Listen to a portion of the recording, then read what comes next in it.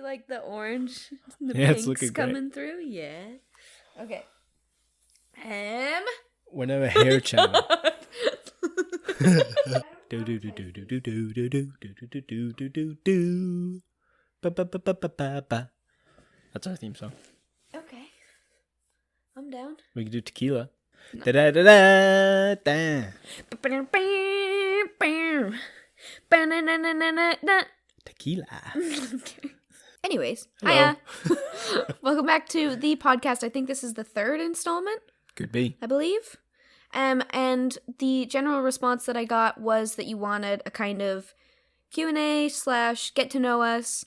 So I took a couple questions, and I think the first one we're going to talk about is Court would like to hear about where some of our favorite places to eat are where we live, without giving too much where you live for your safety. And what are some places you'd like to take to Jack if you both get to visit the States together? We've had that conversation many times. Many times, yes. There was that one time we were on holiday with your family up in the Cairngorms. Yeah. That's like up in the north of Scotland. But Vaguely. not north, but It's north of here. north of where we live. Little hint. It's not that hard to get north of where we are. Another hint. And we were walking back from like a long hike that we'd done. We'd gone all the way up and all the way down to the lake, and we were walking just back to the car. And I could tell Jack was hungry because he was a bit hangry, not too much, just a little bit. And then he just goes, "Tell me about all the things we're gonna eat when we finally get to go to America." So I just rattled off a bunch of different restaurants, places, just things you can buy at the store that you can't buy here, like radioactive orange chips, like sour cream and cheddar ruffles. Oh, I have a bad weakness for those. Like real Cheetos, they don't have like the Cheetos that we have in America here. I'm total white trash, man. Just like absolute garbage food. And I told him about there's this really nice sushi restaurant near where I live, and every time I go home, my dad takes me to this restaurant and we get like $100 between the two of us worth of sushi. And I'm just, those dragon rolls, man. Unagi nigiri. Oh, mate. Some yellow belly. Yes, we've had this conversation a lot. No, yellowfin. And then tuna belly. Sorry, I combined my two favorite tunas into one. And then there's Dick's. Yes, Dick's. That's like Seattle's In-N-Out. In-N-Out, but not at all. In-N-Out's. Whataburger. I don't know what Whataburger is. I've had Whataburger. It's in Oh. Texas. Oh, okay. I have been to Texas, but Sorry to any Texans. It was fine. okay. Noted. No, Everyone was like, "Oh my god, it's amazing! It's like In-N-Out but better," and it's not. Oh, In-N-Out's much better. fair enough. No, Dick's is more of it's a drive up. So you drive, you park, and then you walk up. Mm-hmm. It's more of an old school It's not just burger joint. That's just. It's like what McDonald's used to be. Wait, hold on. That's not a drive up. That's just a place. No, but it's hard for me to explain. That's just a place. That's just any place where you could park a car outside. But they're called like drive-ins. But it's- Because you walk up to the window. There's nowhere to stand. There's nowhere to sit. You Oh, order and then you take it back to your car and you eat it, or you take it home. I see. Is it called a drive-in? Have you ever been to a Sonic? No. It's hard to. That's a hot dog place. We won't worry about Sonic. I'm not a huge fan of Sonic, but All right. we will go to Dick's, where it's like, it used to be like $1.50 for a hamburger, $2 for some fries. There's like the deluxe, which is like 2 patties, special sauce. You can get onions on it for like $2.30 or something. I might be getting the prices wrong. I've not been there in probably 5-10 years, but So the thing that is, sorry to segue, that's okay. but the thing that has always irritated me about America, like it's such a tiny thing, but it's so dumb, is that you guys don't include tax on anything. Yeah. And I don't want to do maths. I just want to buy a burger. Some places do include sales tax. No, sorry. They'll never include sales tax in the price because then... They want you to buy more. Yeah, they think you think it's cheaper. So you're like, oh, it's only $20. You take it to the register, it's $22. But like in Oregon, they have a state income tax and Washington doesn't. But they don't pay sales tax. So like a lot of my friends, if they needed this is just one example, but I know this happened a lot. My old friend Kayla really needed a new laptop. So she drove to Oregon and bought a MacBook. That's funny. And brought it up because that's like you're saving yourself $100. Shortly, so here they did a thing where for alcohol, there was a minimum price per unit of alcohol. And I think it's 50 pence per unit is the minimum price, and so you couldn't get, and it also meant that you couldn't have like deals, so you can't get like 2 for 1 or stuff like that in shops. So you can't really, like, if you want to buy a bunch of booze for like a party, you can't really get any deals anymore. So a lot of people, when that happened, just drove down to like Carlisle, right in the north of England. And because in England still you can get like 2 for 1 or you know whatever. There's a bunch of deals still. So a bunch of people drove down to Carlisle, stocked up on cheap booze, drove back up. People will find a way, man. Yeah. Other places I want to take you in Seattle. It's hard for me to think off the top of my head.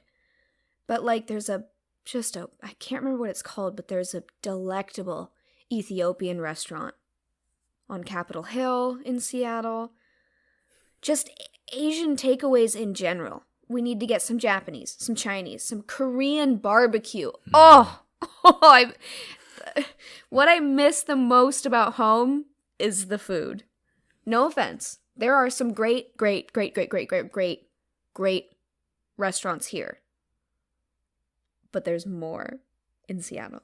Well, there's like hidden gems here. To be fair, that place near us that does the Vietnamese food is very good. Yes, we did. We finally found...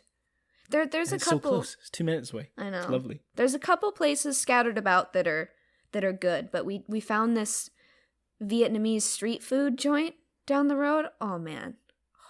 It's so good. And then we're also a stone's throw away from a like genuine Jamaican bar run by Jamaican people, and they have a fantastic selection of like different jerk foods. Jerk anything. Jerk whatever you like. Jerk chicken. Mac and cheese. Jerk chicken burger. Salmon. They do a jerk fish and chips. It's just... They do like a curried goat thing. I don't like goat, but that sounds okay. I mean, I had never tried goat, but it's good, man. I pretty much I'm basically a pescatarian. I'll eat chicken here and there, but I don't touch red meat at all. So when I go, I normally get the jerk fish and chips. It's pretty good. It's so good. And they do like a little. If you have to specifically ask for it. Oh. But they do like a little pot of their own hot sauce. Oh, it's so good. It's so hot. I can't handle spice. Their food normally is quite spicy, but you get that extra little. Jack likes to punish himself. You don't understand. What? It's so similar to how when you introduced me to coffee. Oh. And I was like, I don't see the big deal. It's just caffeine. It's just energy. It's just like drinking an energy drink, whatever. And you're like, no, it elevates you to like a new new plane of existence. New plane of mind space. Yeah. Caffeine is a beautiful thing. That's what spicy food does. Addiction is not, though. Manage yourself. Spicy food just gets you there, I don't like the pain, though. Yeah, but you push through it and you above the clouds. Oh. It's the most, I think the best thing that I've ever done. And I'm so glad I did it. Was I did a spicy wing challenge with my friend. This joint has since been shut down, by the way. Yeah. Hopefully for unrelated reasons. I bet someone hurt themselves on the wing challenge. Previously, 4 people had done it. Yeah. Had completed it. Yeah. What was the sauce? What was it? It was a sauce of their own making, but it did contain ghost peppers and other things. And the chef reckoned it was about between 2 and 3 million Scoville. which is quite hot. Yeah. Because spice, of course, is Cumulative? So if you just keep adding stuff, it just keeps getting hotter. Mm. So it was quite hot. And he said it had there was oil that they just used to make spicy stuff that then just gets hotter and hotter, and they just dump some of that in. Oh. Mate, the chicken was good. For the first 10 seconds, I was like, oh, this is pretty tasty. And then I wanted to die. Yeah. But they made us sign you a waiver. had to eat them in how much time? There was no time limit. Oh. But you weren't allowed to drink anything. And you had to sit for, I think, 10 minutes after you'd finished. Oh, without drinking anything? Without drinking anything. And then That's torture. And then you got a free milkshake and then a free beer after that. Mm. And then I got a framed poster of, it was from the Big Lebowski film. Because this bar was themed around the movie The Big Lebowski. So I got a poster for doing it. Nice. But it was so rough. One of my friends puked. And it was just me and one other guy. Oh, that was Dee Dee, right? Yeah. He puked, yeah. Because he tried to just wolf it down. Ugh. Before the spice hit him. Which I told him he was like, I'm just going to try and get it all down. And what we did, they gave us gloves also. Oh. And what we did is we scraped it all off with our forks and knives so that we weren't touching it and getting it all in our lips and stuff. So then we just had forkfuls of chicken, right? It's the easiest way to do it. Because your lips would burn, right? Yeah. Mm. So he was like, I'm going to try and just get it down before my brain realizes what's happening. And he got through about half of it before he realized how spicy, and then his body panicked and he went and puked. Oh, ugh. But then he said he could feel it. Oh, spicy yeah, because it went everywhere. back up his esophagus and stuff. Oh man, had to experience it twice. Oh, admittedly, probably a little better than experiencing it the next day. I was gonna say, how was that? Oh, I texted Luke, my other friend, who also finished it with me. I texted him asking him if he'd been to the bathroom yet, and he said no, and I just said, "Don't." Gross. Ugh. It was difficult. I had my brain wasn't letting me put the fork in my mouth when it got to a certain point. Really? And the pain was sort of coming in waves. I was like somewhere else, honestly. And I could feel it coming, and then it would sort of go away, and it would come again, and then so on in the wake, I would do another forkful. Ugh. And Luke finished, and I still had half a plate left of chicken to eat. I was so close to giving up. But then I figured that you can do anything if somebody else does it in front of you. Well, I figured out of spite. Well, I was already in pain. And so so what's the point? What's the point? What's the point in because if I give up, I've been in pain and lost. That's pointless. I may as well be in pain but do it. Because it was about winning or losing. Well, it's winning against yourself. All right. I wasn't competing with Luke. Oh, I see. But we were... Because you won it on the wall. We were I don't know if we... You were the 5th and 6th person to do it? I think maybe our name was written somewhere. Oh, I see. There wasn't a Polaroid of you put on the wall? Yeah, it's weird. That's lame. Yeah, it's kind of rubbish. How old were you? This was not that long ago. 2 years ago? Oh, I see. So just before I met you, pretty much. It must have been 3 years ago. Because we've been together for nearly 2 years now. Yes, it was. I was single at the time. All right. There was a year in between. Yes. Right. Okay. So somewhere in that year where I just started doing dumb stuff. Right. As one does, like moves to Scotland. Yeah. That wasn't dumb. I'm so glad I did it though. And I had to you had to clean the plate sufficiently, and the staff had to be like, yeah, okay, you've eaten enough, because there was some sauce just still on the plate and stuff. But at a certain point, they wouldn't expect you to lick at a certain plate. point, they're like, yeah, that's fine. And because I was taking so long, because I had to wait for these waves to go, they'd sort of stopped. People were watching, and then they stopped watching when Luke finished. Mm-hmm. And I was still going, and people occasionally would look over and just see, and I'm like gushing with sweat. Are you sweating and stuff? And we had a bunch of napkins, and I was licking the napkins because your tongue just gets coated in sauce, and then your saliva becomes spicy. Oh, just so I was stop. just licking napkins to get rid of my saliva because it was hot. Oh, why'd you do that to yourself? And I finished, and at that point, my inhibitions are just gone because I'm in so much pain. And I just yell across a crowded bar, "Is this good enough for you?" Holding up an empty plate. And they were like, yeah, cool. Oh, that milkshake tasted so good. I nearly puked. From them? You got one from them? Yeah. We got a free milkshake, and we got a couple of free pints also after the milkshakes. Nice. But I was finding that my stomach was so sore after, so I just kept ordering White Russians. Oh, milky stuff? Yeah. Which helped a lot. That's good. Yeah, you could give yourself an ulcer, man. I could have done. You're right. Yeah. But I got very close to puking after I'd finished because I downed the milkshake. Oh, you dafty? Because it was so hot. Well, I drank it. I drank it very quickly. Yeah, I was close to puking. I went outside because I thought I was gonna, and I just got some fresh air. It was fine. Aye. But mate, I was high as a kite. I was away. Luke and I were having a great evening after that. Dee Dee was having a terrible time. Oh. We were having a great evening. There you go. Well, fair enough. That's not one of our favorite places to eat, though. Well, it's shut down then. But I mean, for good reason, probably. Yeah. I mean, general get to know us though. That's a pretty good story that just all around encompasses who you are. Yeah, I would argue. That's true. That's very Jack. It's a very typical Jack story. Other places I want to take you when we go to Seattle. It's simple stuff like I want to take you up to, I'm forgetting what everything's called. There's a park where the old, oh my goodness. It's been so long since I've been home. I'm not remembering the name of anything. Oh dear. There's like certain parks and places you can go at night to get really gorgeous views of the city where people just go hang out. Oh my goodness.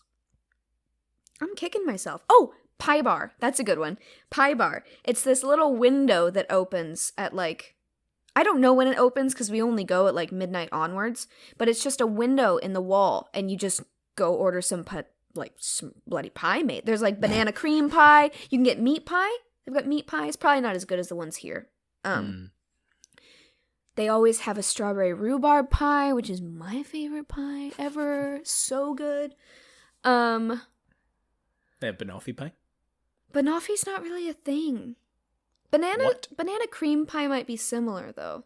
What's the offie in banoffee? Toffee? Yeah. No, I don't think so. Good, man. Oh, delicious. I think the most delicious dessert I've ever had was it was like a banoffee pie ice cream cake kind of thing. Oh, so good. I loved it. It's another thing about Jack. He just loves to eat. He's like Rhett from Good Mythical Morning. Did I introduce you to them? Did you know about them? I knew who they were. I didn't really watch them though. Oh, okay. Well, I grew up watching Good Mythical Morning every day from like 12 onwards or whenever they started, but I would wake up, that'd be part of my morning routine. I'd see what new episode was out. I adored them. I still adore them. But one of Jack's favorite, we have certain, we call them comfort videos. So they're YouTube videos that we pull up every once in a while. They're ones that are on our like regular rotation. Jack's is Rhett being a hungry boy. I can relate a lot. He really relates to that video. I can recommend it. It's pretty funny as well. We could talk about food for ages, though. Yeah. We are both very emotional eaters. If we're stressed, we want to eat. And yeah, we want to eat garbage when we're stressed. Horrible habit. Really horrible habit. But yeah. Well, it's bad because we enable each other too. Like if I'm supposed to cook one night and I just go, mate, I could really go for some queso right now. Then we order Mexican. It's bad. Or like a chippy down the road. stuff I'm like getting that. less keen on chippies. That's true, because we've got better options around. I think it rarely... I don't think that chips taste good enough. For how bad they are? For how terrible they are for you. But they really hit the spot if you're, like, pissed at 2 in the morning. Absolutely. Yeah. They Chippies are for, like, place. after a pub night. Oh, yeah, absolutely. Yeah. That's why chippies why are they're always open. next to 7 pubs. Uh-huh. Yeah. And why they're always open till, like... 4 in the 4 in morning. the morning. Yeah. Mm. Yeah. No, absolutely. They've definitely got their place in the world. And I appreciate them. Mm. But currently, with how the world is right now, it's rare that I'm in a place where I want to have a chippy. That's true. You know? Yeah, I feel that as well. And also, they don't stay open late at the moment because all the pubs are shut. Yeah, because there's no point. Yeah. Yeah. Like, I'd much rather get a rubbish pizza than a chippy. Oh, like a Domino's. Yeah. Yeah. That's fair. Sorry, I'm just looking for more questions here. Oh, here we go. So it was Liz who said, I'd love to hear about differences between your experiences in the USA and the UK. Being from Australia and being so close, in parentheses, in culture, is, and otherwise, to the UK in a lot of ways. The USA blows my mind. It'd be interesting to hear you banter about what you both like and dislike about each. Might be too political and controversial, but entertaining, I think. Maybe no one else will agree with me. No, I think that's a great topic to chat about. Because, Yeah. I mean, it says a lot about us as well. Right?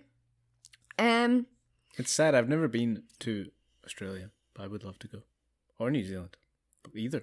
I Would lived be in great. I lived in New Zealand for a semester, but I actually never touched foot in Australia.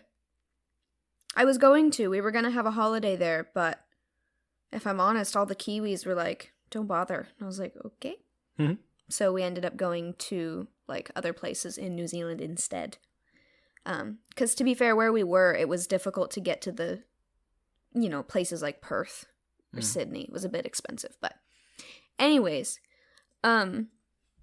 major differences about living in the USA and the UK. It could get a bit political. Yeah. You know what I should say? I'm going to preface it by saying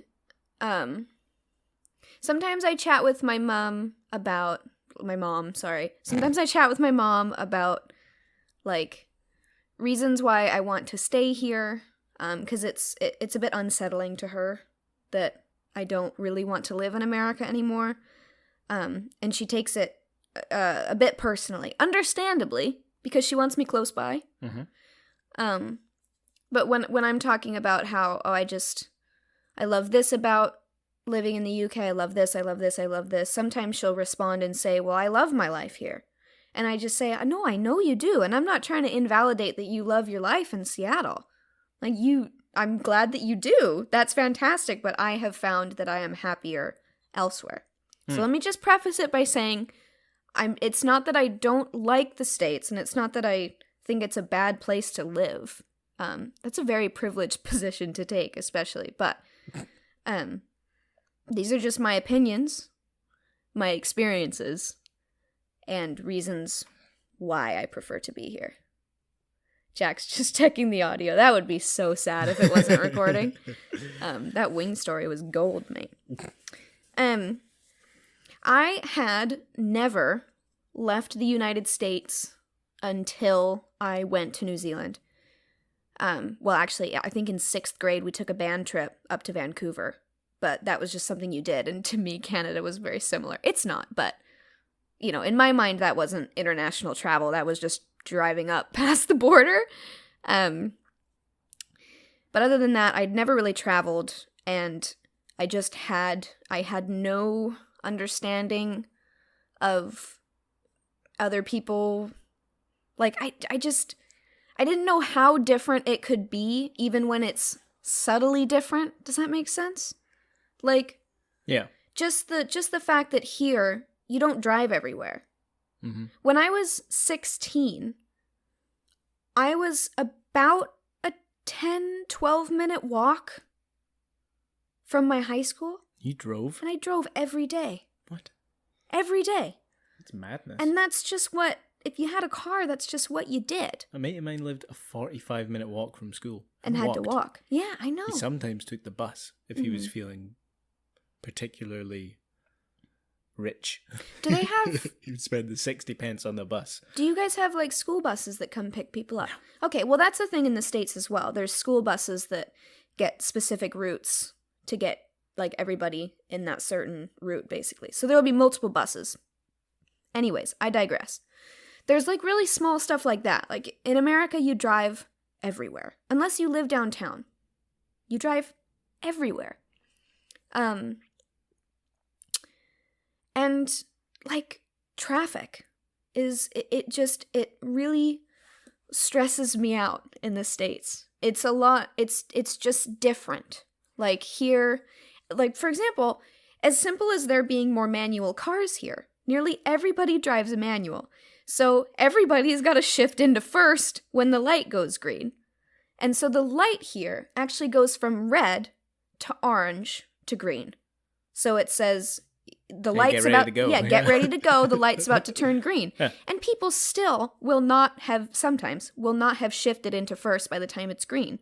And nobody will honk. They give them a little bit of time before you honk. Yeah, they give you a little bit of time, but like in the States, it's like if you're not rolling in anticipation, because you've noticed how I read traffic lights constantly. Yeah. I always know, like, if one light goes yellow, okay, I can cross the street now. Or okay, I can get into first because I'm about to get ready to go. Because I'm constant, and it's just in my brain that I'm just like, I'm trying to be as quick, as efficient, as like, and it's stressful, and you've got like this, because at home I'd get beeped at if I wasn't like rolling in anticipation. Like if I didn't have my foot on the gas by the time it was green, you'd get honked at. Huh. And that's just how it is. And madness. Obviously that's my experience, but I grew up in a suburb of Seattle. I didn't grow up in LA or anything. That's not to say, I didn't grow up in the Midwest. I don't know what it's like everywhere, but where I grew up, it's just very,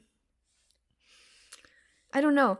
And I didn't notice it until I left, because things that are normal to you are just normal, right? So when I left and lived in New Zealand, my mind was just blown, and it drove me nuts. I was like, people are just dilly-dallying on the sidewalks.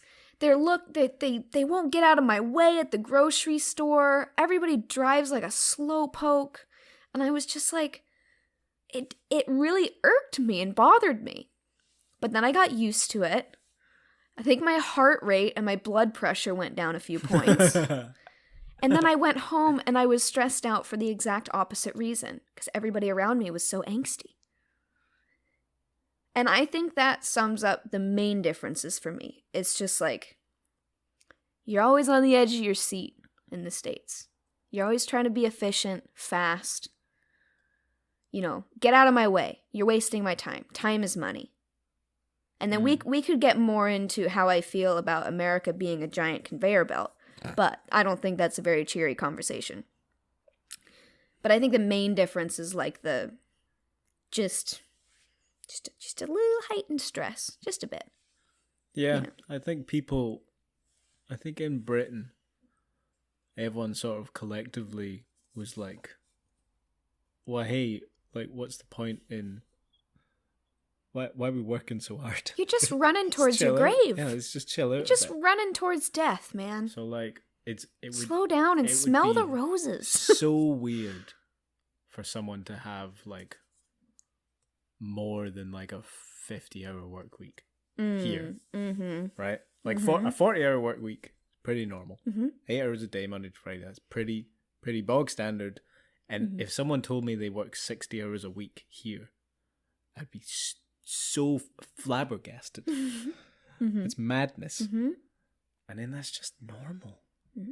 For some, I used to work, well, and this was my choice. I worked 70-hour work weeks over the summers. Dang.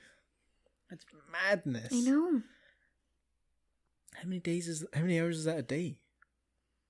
I don't know. I'd get up I'd start at about 5.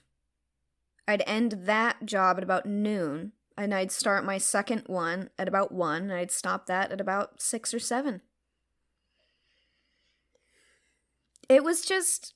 And that would stress me out. I did a period of 2 weeks once where I worked like 11-hour shifts every day over like 2 weeks. Did you have your weekends? No, cause it was during the Commonwealth Games and I was working at Keto, so it was every day. I live like all day.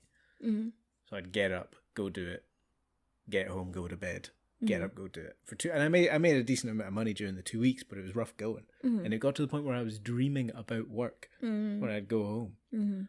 So I can't imagine having to do that, having like on the regular, just killing yourself, man. I need my weekends. I need my time. I need my evenings. Some people in the States don't have that luxury because they're not paid a living wage. Yeah. Ah! Ruh-roh. Um. I mean, people wouldn't be listening to this podcast if they wanted to. You know, I think we're fine to express opinions. No, I'm not saying we shouldn't. I'm just not gonna like... If you get me started, I'll rant about Biden's hands being tied for about 20 minutes. So I'm just... Did you see him trip on Air Force One? No. He tripped going up the stairs. Oh. He's an old man. Yeah. It's rough. Anyways. Yeah. I don't know, for me... Work-life balance in the States is just...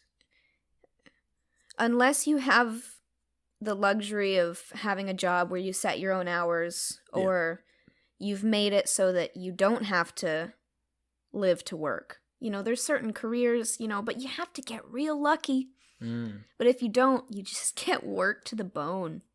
It's madness, man. It is madness.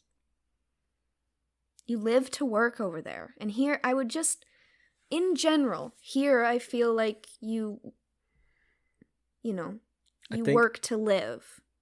Yeah. Not live to work. Yeah. The whole point of working is so you either go on holiday. do something that you enjoy, which is rare. It's rare for someone to like genuinely love their job. That's quite rare.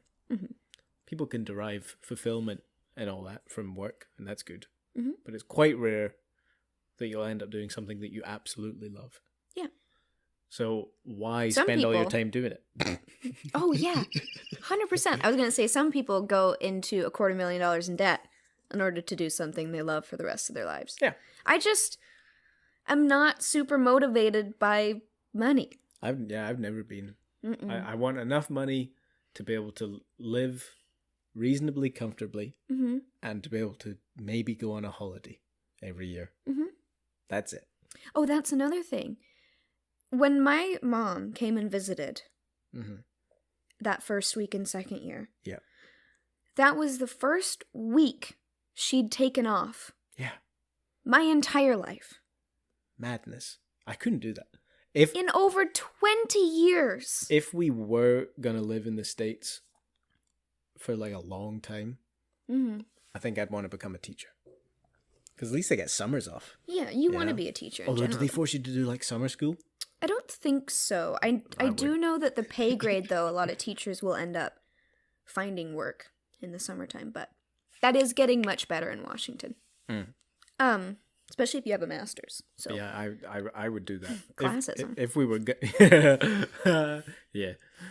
Mine was free. Yeah, if we were going to live long term, I would definitely do that because your hours are just so much nicer if you're a teacher. Well, so...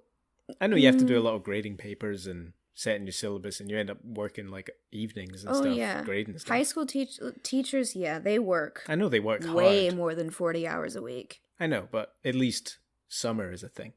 That's true. You know? Yeah. So I would do that if we had to live there long term. I don't think I could do it. I think it'd be too much. Understandable. I get that. I found out today, or yesterday, or 4 weeks ago. I forget how time works now.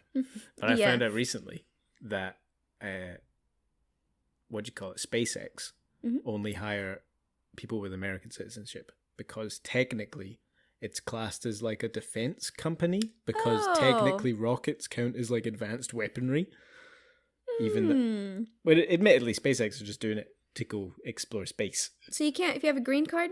I think you can. Oh, well then that's fine.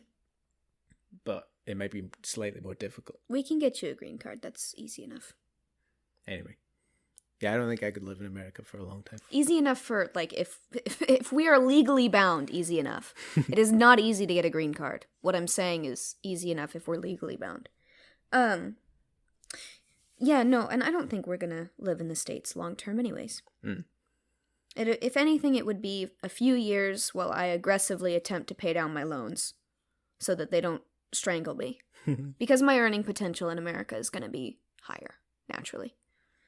And I'll just pick a place that has decent health benefits. One thing I do appreciate about America, I quite like that people are in a rush on foot, at least. Oh, yeah. Because I walk quite quickly compared to the rest of the people, to the average person here in the UK. Yeah. Apart from London. London's very much like America. When my friends came and visited, they flew to London first because that's just the natural starting point. And I just had to tell them, I was like, okay, so when you're walking, I was like, walk quickly, make sure you're out of people's way, and if we're at the underground, just go, just follow me, keep your head down and go. Don't get in people's way in London. I once, with my school, went to go visit the Houses of Parliament, the government, and I was it was in London, and the general experience in London is that people tend to stick to the left, right? And they just don't hear. So I was in the hallways of Parliament, and I was walking on the left of the corridor, and then this lady who was walking on the left suddenly moved to the right for some reason. I guess she hadn't seen me.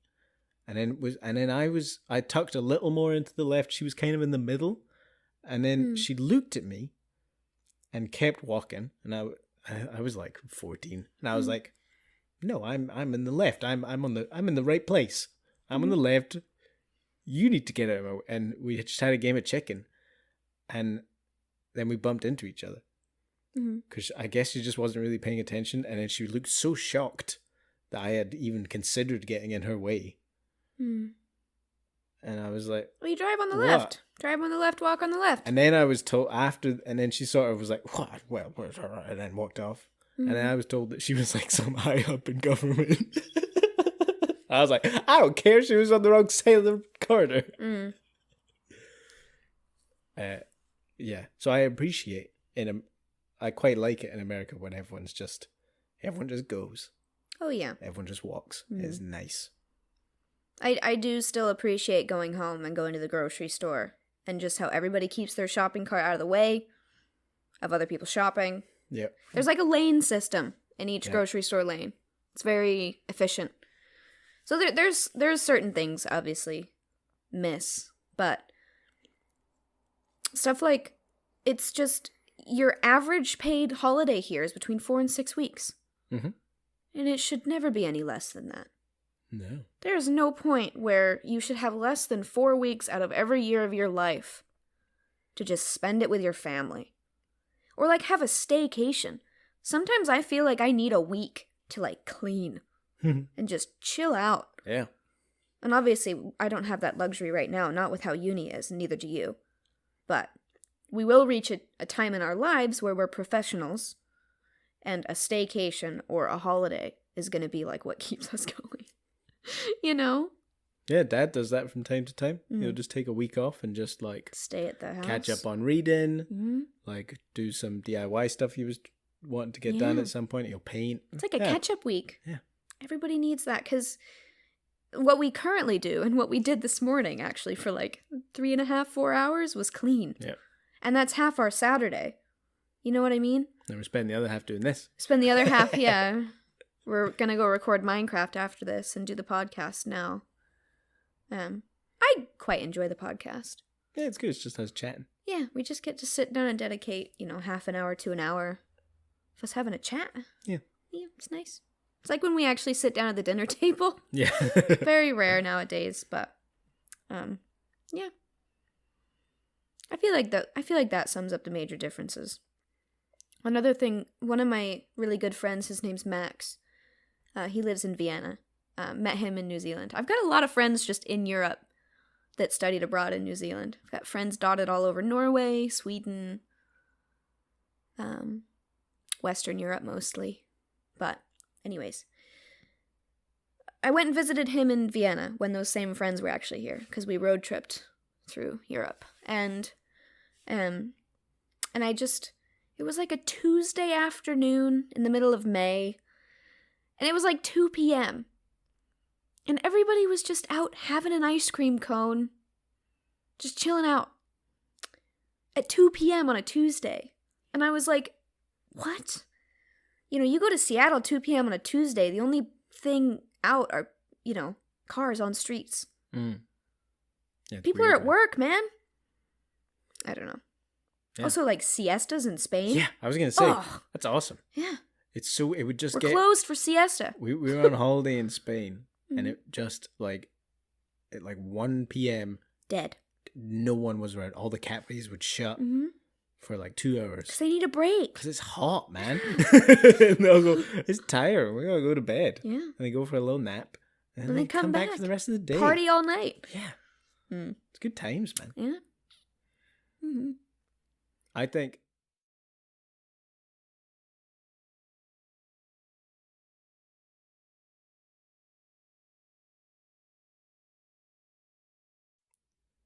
there's also a difference with the UK and the US with their attitude towards authority. I think in America's getting better at that right now. That is true.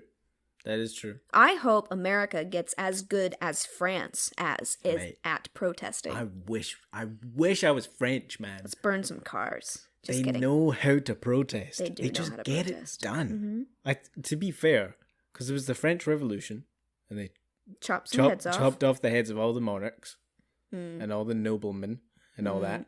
And now the government, just whenever the people gather and they're like, we want this, they're like, oh, okay. please, okay, yeah, it's fine. We believe you. Yeah. So they just get it done, man. There was a thing, I think in the summer, which I forget what it was, but there was this guy on my course who was French, and he was like, I asked him to explain it to me, and the government just wanted to change. I think they wanted to change the retirement pension age. Yeah. And everyone just took to the streets. Couple police cars got burned, and the government went, all right, fine. Yeah. And that was it. Yeah. It's great. And then here, people blooming protest just because they want women to feel safe. Seems like a reasonable request. Reasonable. And now the government are trying to enact a law that makes it illegal to have a protest that is significantly irritating or whatever it is. That disturbs the peace. Yeah. No, keep talking. That's the whole, what are you doing? I'm showing him what he's doing. He's being a knucklehead. Yeah.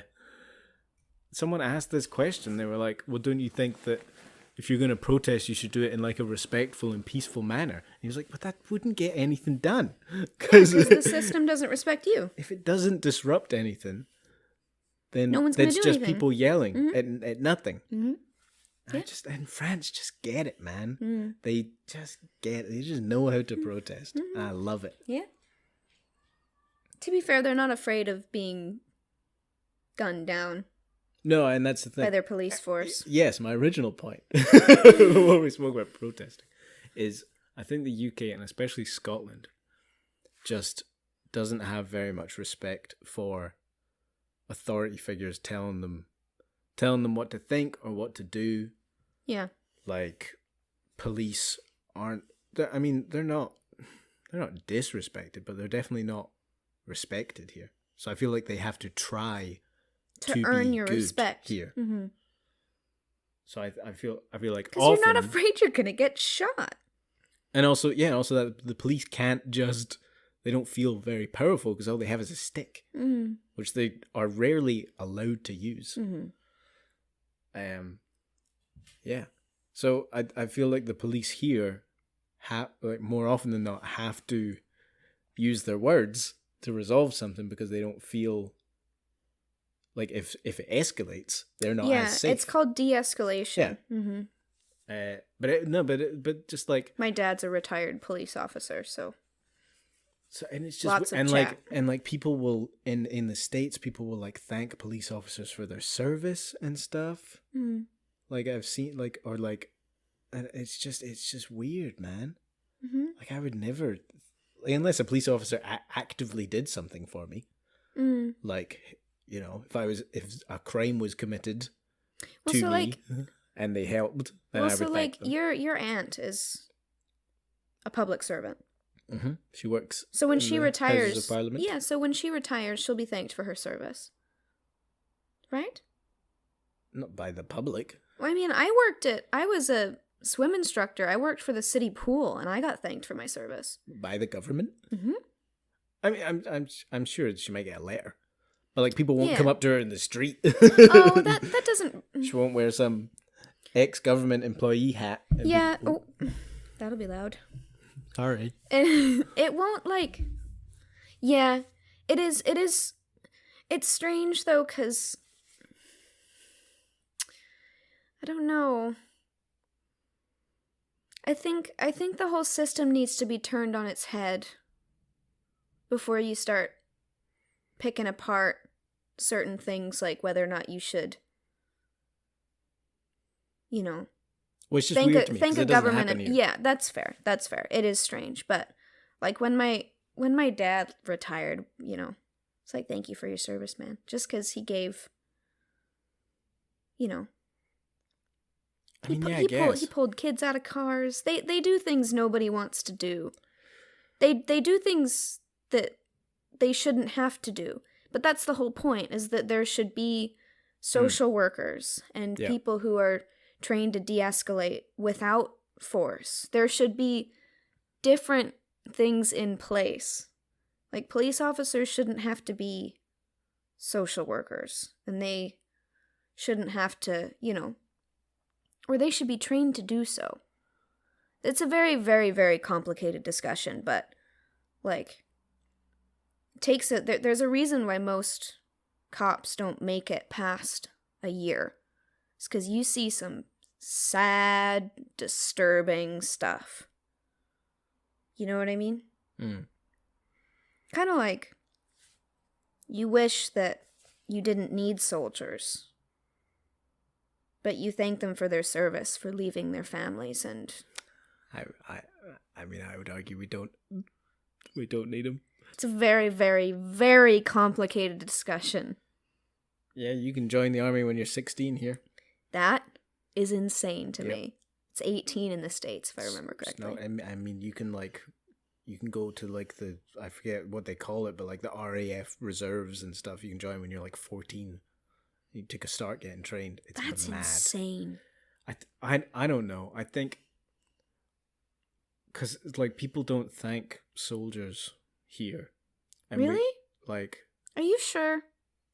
I don't think I've ever seen anyone say thank you for your service to our country to a soldier. Ever. Huh. Because I think if we're like at a restaurant and we see someone with decorations or with a veteran's hat, we'll always pay for their lunch. See, that just doesn't but happen. It's the thing is, it's because the government doesn't take care of its veterans. So that it's putting it on the shoulders of people because of an inefficient government that serves. Well, I mean, we have we have charities here that help vets and stuff, but are unnecessary because we live in excess. Huh? Like, we live in a world of excess, especially in first world countries. Yeah. So things like charities and wealth disparity shouldn't exist. Yeah, they do, but it does. But that's why I'm saying, like, that's why we thank troops for their service, because it's not that we should need them, but it's that they did serve. Does that make sense? That's how I see it. Yeah. You can't. No, that does make sense. It's the same. It's the same with like tipping in the States. We do tip here, but I think that's just an Americanism that spilled over. Mm-hmm. Admittedly, wait staff don't get paid great, but it's a living wage. They at least they get paid the minimum wage. Yeah, which arguably is not a living wage. But a lot of bars and restaurants now do pay a living wage and boast about it if they do. Oh, okay. Like, we're a living wage establishment. Then you're more likely to maybe go. I'm far more likely to go to. There was this when I lived in a different part of where we live. There was this bar around the corner that was the first living wage bar in Scotland, I think. And we would go there, and it was a bit pricier, but we'd go there all the time. And the staff were really happy and nice. Yeah, like tipping's weird, and it started during the Depression, I think, in the States, because restaurant owners just stopped being able to afford to pay their staff, and people used to try and bribe wait staff to get better service, and so restaurant owners started going, hey, you might want to just take that bribe that guy offered, because I can't pay you. And so it just became this thing where if you wanted good service, you paid extra, and then it just became this thing, you have to tip. And restaurant owners love that, because it means they don't have to pay their staff.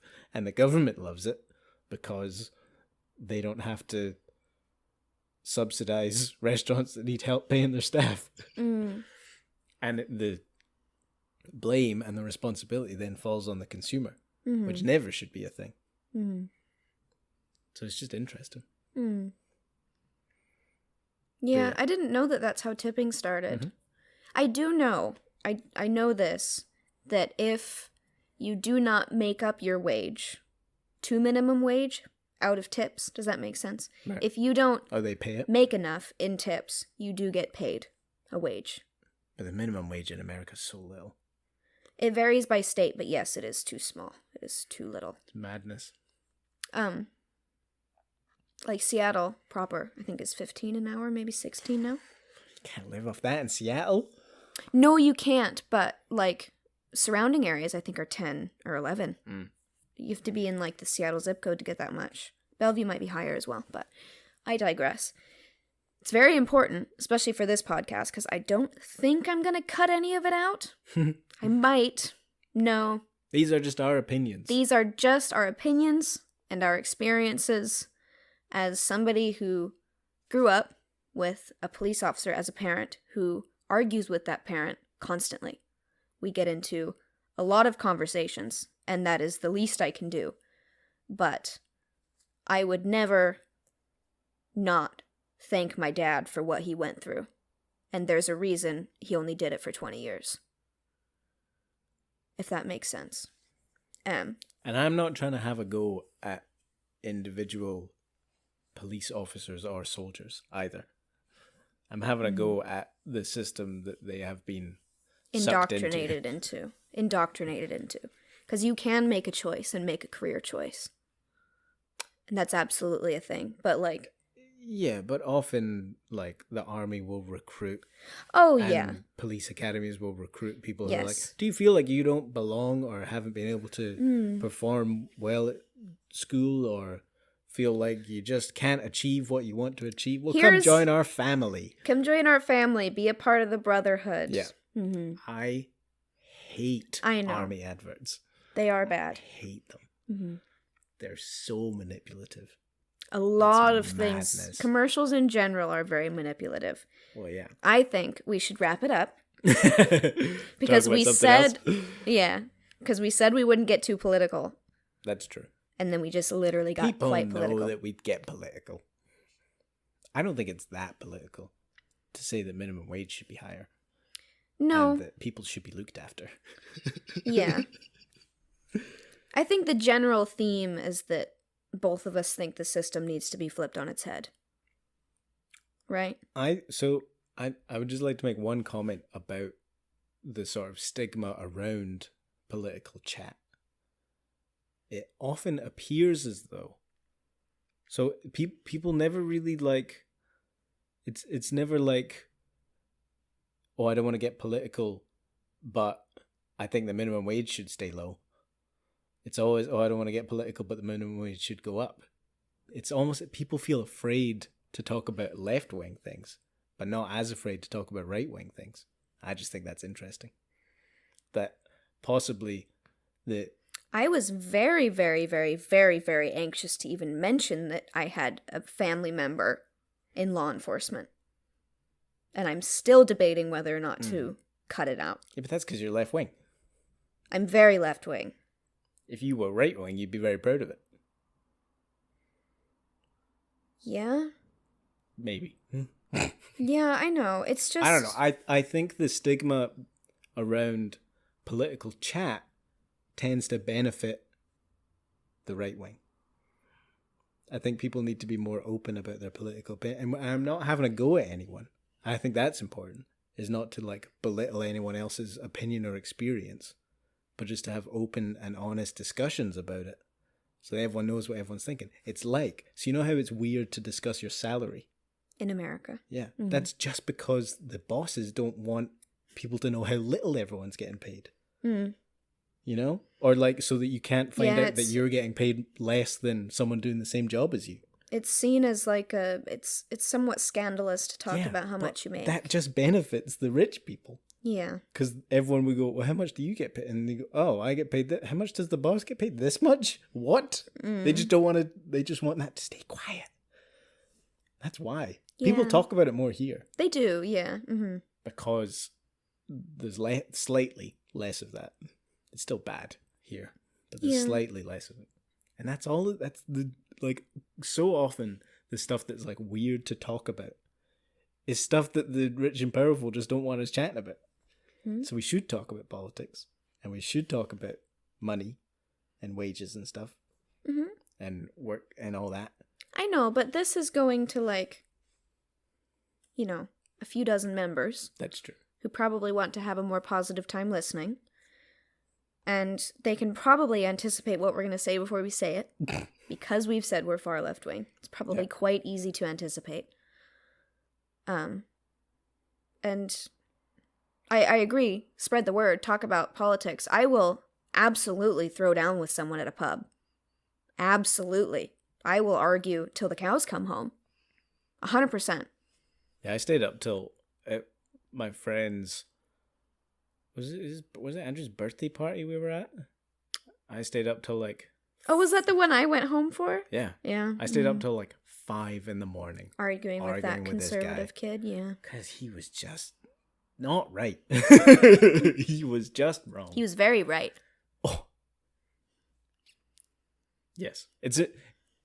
In political discussions, it is often important. What was his main argument again?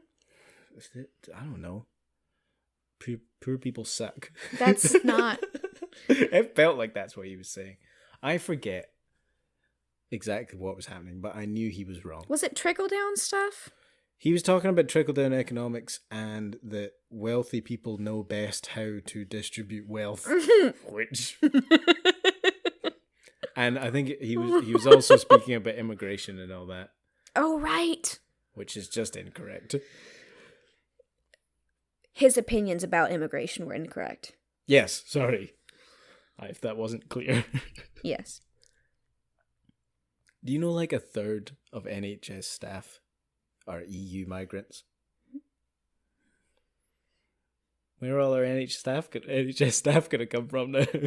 I don't know. We're going to run out of bloody nurses, mate. Anyway. Yeah.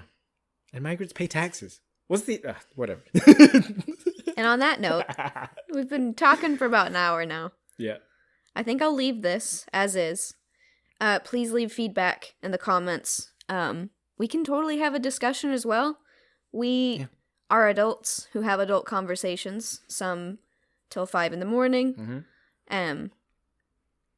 I grew up as part of a very conservative family, so maybe I should wrap it up by saying this. Okay. When I was younger, I watched my parents go through things and struggle in ways that made me believe when they made it, i.e., I think my mom threatened to quit and, like, her boss started paying her a lot more because she needed her. Very lucky she was able to even do that. Or when my dad, instead of working 2 day shifts and then 2 graveyards back to back, he got promoted to either corporal 2 or sergeant or something, but anyways, he was working day shifts and a few less hours and was making more money. It seemed like a lot of our problems melted away. And because both of my parents were conservative, they're not together, by the way. And because I watched them succeed, I believed in their struggle. So I believed in what they told me, and I believed in what I thought they were teaching me, because I was like, they did it. And I watched them go from not much to doing quite well. And so again, I believed in their struggle. But nowadays, I believe that there shouldn't have been a struggle to begin with. Mm. So I don't think that you should have to choose between seeing your family and putting food on the table. So when I was younger, I was right-wing, because when my parents would tell me, well, this is how it is, and this is how we did it, and this is how everybody else should have to do it, I believed them. And now I have my own opinions. Can I plug a book? Sure. There is a great book that is by some Dutch guy. Mm-hmm. I forget his name. But it is called Utopia for Realists.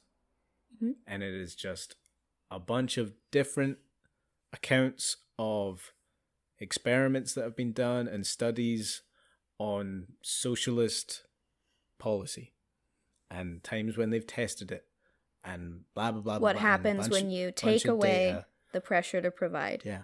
Mm-hmm. And it's a great book. Mm-hmm. And it's so worth a read. There's a chapter all about this experiment that Richard Nixon did. Apparently Richard Nixon was like so close to turning America into this socialist country. He just didn't. He almost put in a, what is it called? Universal basic income, yeah, right? He almost did. But he didn't, because numbers were fudged from a study and hidden from him and changed. Mm. And he was convinced by some higher ups in the government that it was a bad idea. Mm. But he so nearly did it. It's a great book. It's definitely worth a read. And he's so articulate. And it's one of those books like Homo Sapiens, where you're just kind of enthralled by the author. It was so fascinating. And I don't think that anyone could read it and disagree with what he's saying.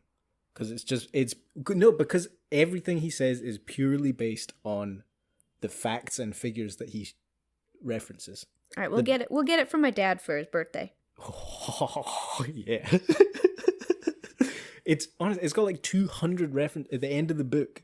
It's got the reference list, and it's like 250 references. I know, but of course, some people value references, and some people will say, "Well, look at these references." Yeah. Again, this is going to be a long podcast. I'm going to leave it all in. I'm going to leave it all. Read the book. It's a great book. I'm going to leave it all. Let's have a chat. Or not.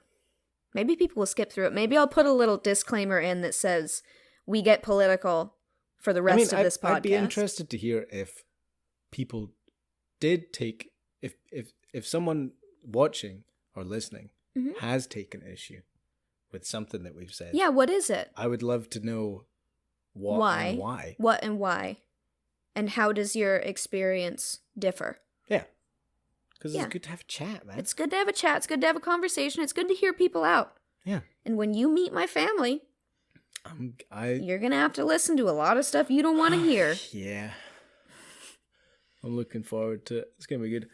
In Texas, I was having a very polite conversation with this guy about guns, and more and more people were joining the conversation until eventually it was me and like 10 drunk Texans arguing loudly about guns.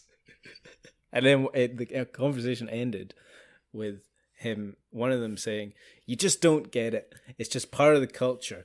I've got a shotgun in my trunk. I'll show you." And I was like, no, you win. I'm going. I'll see you later. Yeah. Yeah. I can keep my mouth shut.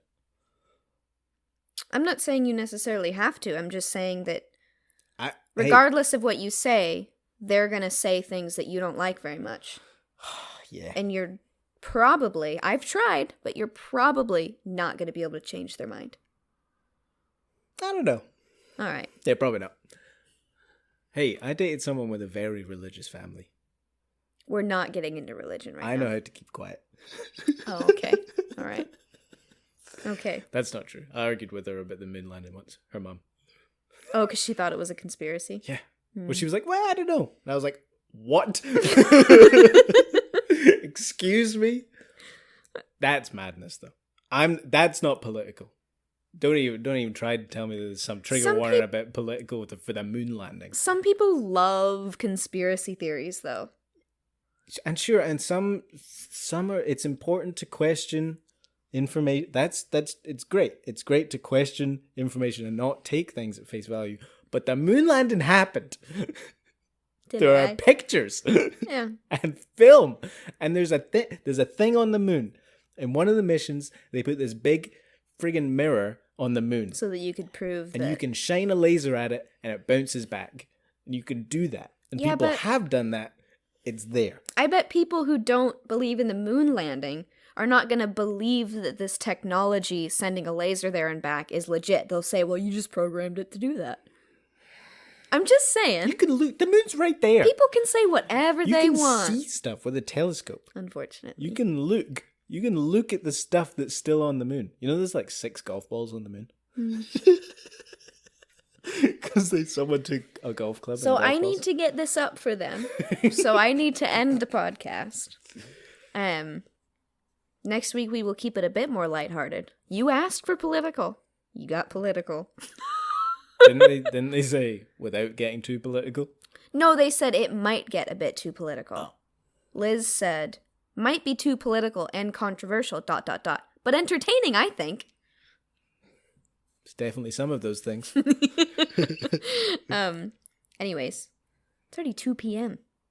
I gotta get this up. This takes like 2 hours to process. This is gonna be up late. I went to go see Jurassic World at the cinema, and I was waiting for my friend, and this guy sat down next to me and started he was like, it's funny that he had a brochure or whatever of all the films being shown. He was like, it's funny this, isn't it? He pointed to Jurassic World, how it's all just based off nonsense. And I was like, I mean, bringing dinosaurs back to life, that's kind of daft, isn't it?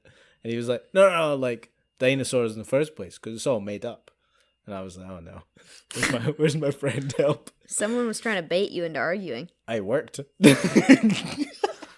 Don't take the bait.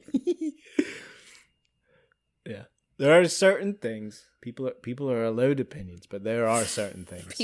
You are the authority on whether or not people are allowed opinions. Yeah, eh? But there are certain things that are just incorrect. Oh, sure. I agree with you. Such as the moon landing. And I will never apologize. Such as people thinking the moon landing didn't happen. You need to clarify your words, mate. They know what I meant. Yeah. But yes, there are certain things that you're just being silly. Homophobia. Exactly. Racism. Ridiculous. Absolutely ridiculous. Not wanting to help people. What? Well, that's a whole other conversation. Some people might disagree with you on how to help people. That's where most of the discussion comes from. I need to get this up. You need to stop. I'm serious. Yeah, we're about to have a conversation. It's been an hour. It's been an hour and 15 minutes, and I need to get this up. All right. Okay.